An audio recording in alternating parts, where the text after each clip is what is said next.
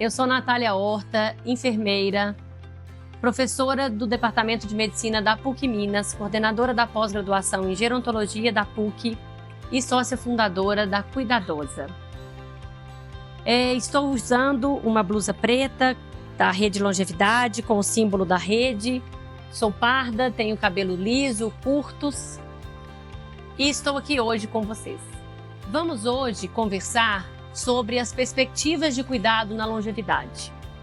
E a gente vai conversar sobre esse tema dentro do núcleo Vida Social.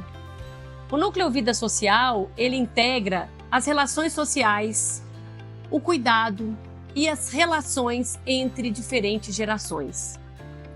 E para que a gente possa, então, trazer aqui as perspectivas de cuidado na longevidade, eu gostaria de convidar cada um de vocês que refletisse um pouco sobre uma música que já está tão corriqueira, mas que muitas vezes a gente não para pensar no significado que essa música traz.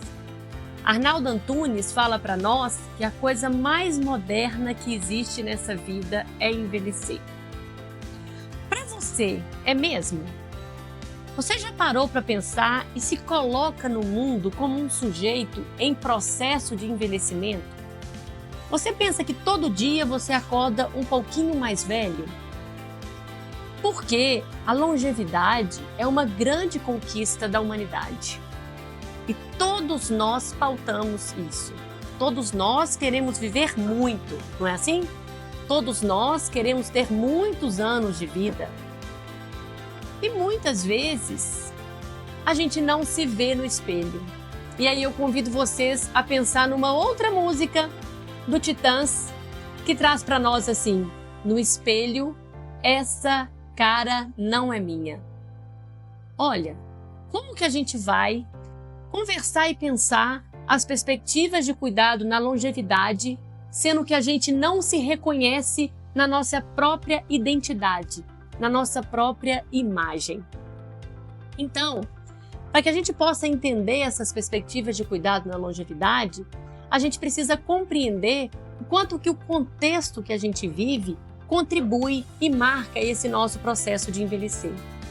E é justamente por conta desse contexto e por essa expectativa de que, se tudo der certo, todos nós vamos envelhecer, é que a Organização Mundial de Saúde lançou em 2021 até 2030 a década do envelhecimento saudável.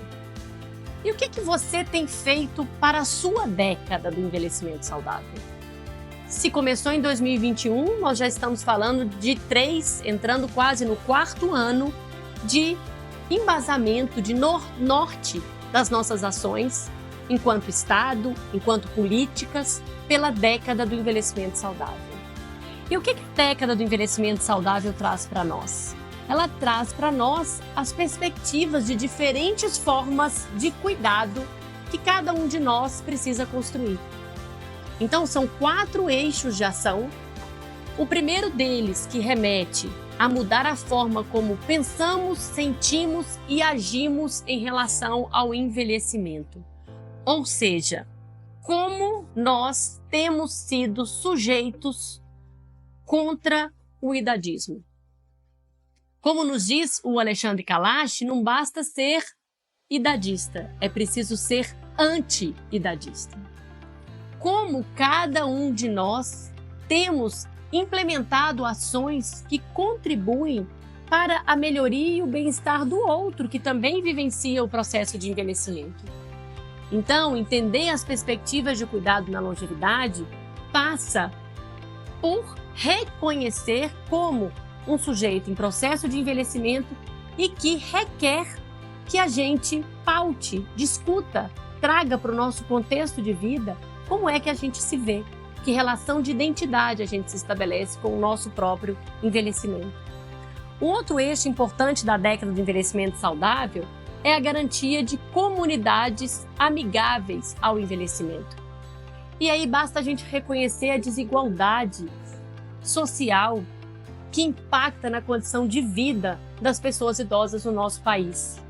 Como a gente precisa muito avançar e construir e lutar pela garantia de direitos para as pessoas que envelhecem em diferentes contextos, para as pessoas marcadas pela dimensão da interseccionalidade e que fazem com que essa vulnerabilidade seja ainda mais evidente e que a necessidade escancarada de que as políticas públicas venham justamente para atender às necessidades dessas pessoas mais vulneráveis.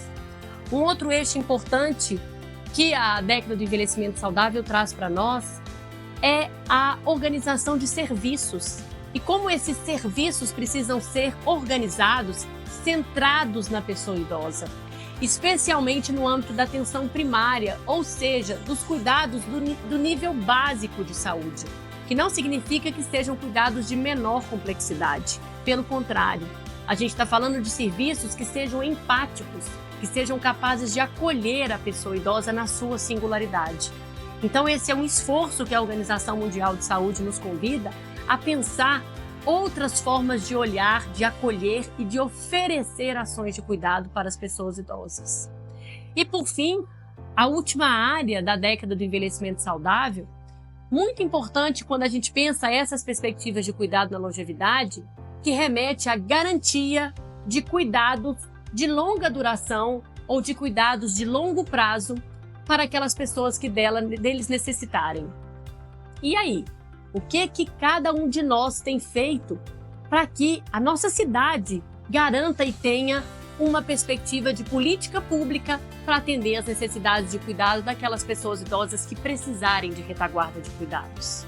Então, pensar perspectivas de cuidado na longevidade faz com que cada um de nós faça o movimento de olhar para dentro de si, reconhecer como que cada um se cuida hoje, se reconhece como envelhecente, mas também como que cada um de nós que tem condição de lutar a favor da garantia de direitos e da dignidade da vida do outro, a gente também possa ser sujeito, ser cidadão nessa defesa dos direitos, por exemplo, junto das instâncias de conselho, junto da nossa rede social e garantir um envelhecimento mais saudável para todos nós, não só para nossa singularidade, mas para todas as pessoas que nos rodeiam.